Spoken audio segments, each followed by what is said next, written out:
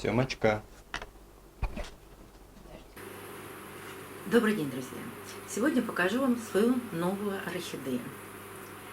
Купила я ее неделю назад в Леруа Мерлен. Был небольшой обзор новой поставки. И вот эта орхидея Биглип. Чем-то напоминающий орхидею Абба. Но название у этой орхидеи совершенно другое. И название появится на экране, потому что произнести это название у меня не получится. И вы меня часто просите объяснить, что такое биглип, а что такое стандарт.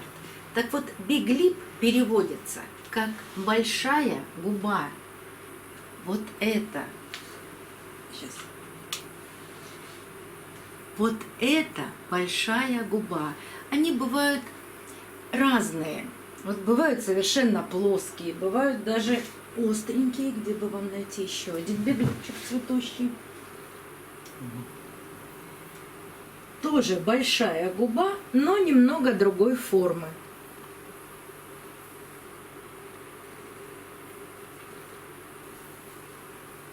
А это стандарт. Видите, губа маленькая.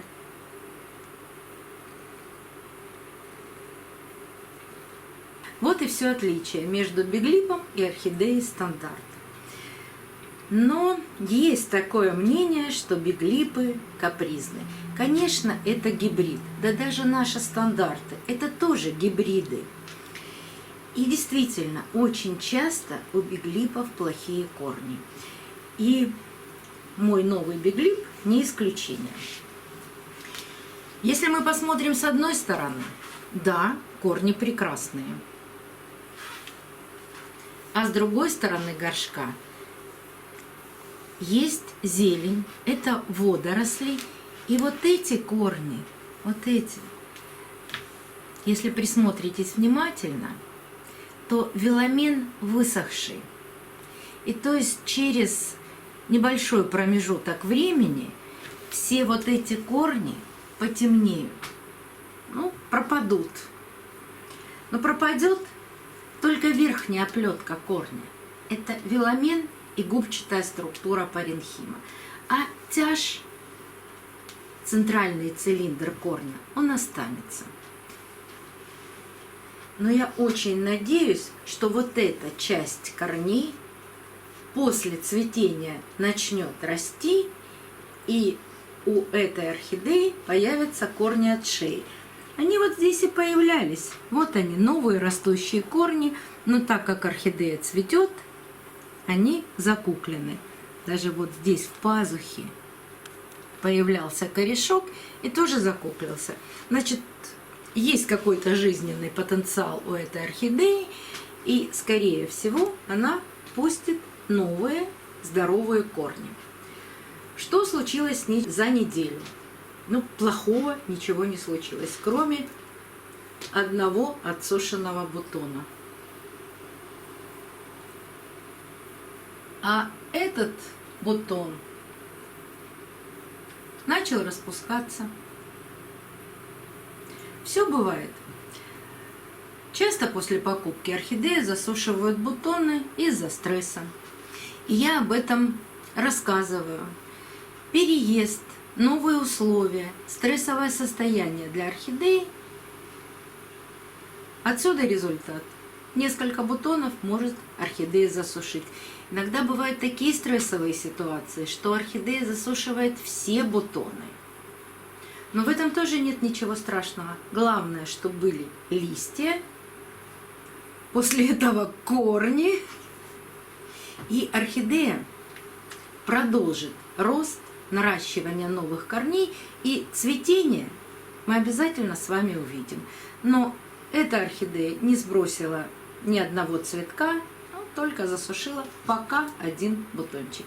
Я чаще всего на это внимание не обращаю. Что же сделать с новой орхидеей? Конечно, протереть листья любым калийным мылом. мыло должно быть для растений. Это калийное мыло. Если вы живете за границей, то это называется калийное мыло для растений. Не обязательно нам должно быть зеленое, дегтярное, просто калийное мыло для растений. Разводить обязательно пол чайной ложки на 100 мл воды. И этим раствором протереть все листья, стволик, основание орхидеи. Этим действием мы убираем пыль с листиков орхидеи.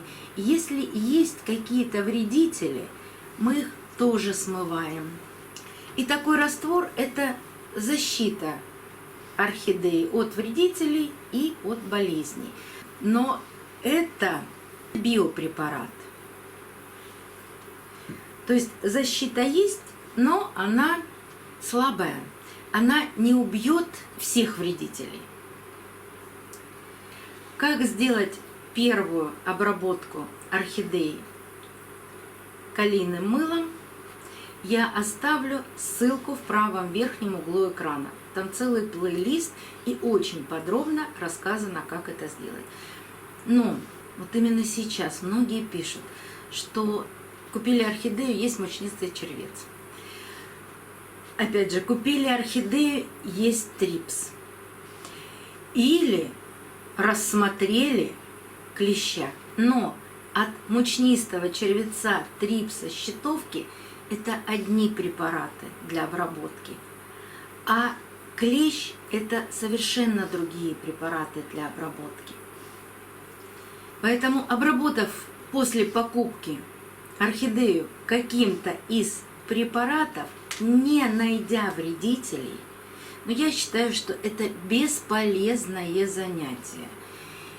Даже если вы хотите обработать орхидею каким-то специальным препаратом от вредителя, возьмите препарат акарицид от клещей. Потому что клеща разглядеть или рассмотреть на листике орхидеи без микроскопа сложно. А мучнистого червеца, трипса, щитовку вы всегда заметите, вы всегда увидите. И тогда нужно применять совершенно другие препараты. И об этом я тоже недавно рассказывала. И о тех, и о других препаратах. Вы мне говорите, нет, вот так неинтересно смотреть плейлисты, которые вы оставляете. Да я не могу в одном видео рассказать обо всем, абсолютно обо всем, потому что это подробные рассказы о тех или иных препаратах, о том, как правильно обработать орхидею. Поэтому, если есть вредитель, пожалуйста, оставляю ссылку на обработку орхидей от вредителей. Оставляю плейлист, потому что от щитовок это одна обработка, от клеща это другие препараты и другие обработки. Невозможно все рассказать в одном видео, или это я буду рассказывать вам 2 часа. И немногие могут себе позволить потратить 2 часа для того, чтобы смотреть такое огромное и подробное видео. Сейчас конец сентября. У нас удивительная теплая погода. До 28 градусов в тени и до 35 на солнце. Такое бывает очень редко. И если вы слышите посторонний шум, у меня опять работает сплит-система. И нам еще обещают дней 15 такой теплой погоды. У нас продолжается почти лето. Большое спасибо, что досмотрели видео до конца. И огромное спасибо всем за помощь каналу. До новых встреч. Увидимся на канале. Сёма. Да чего уж приличный кот. Все проспал. Все говорят, что ты очень толстый. Зато красивый, вот умывается. Да, Симуль? Ну, такой я родился. Генетика, однако. Да. Все, пока. Ой. Все. Соскучился.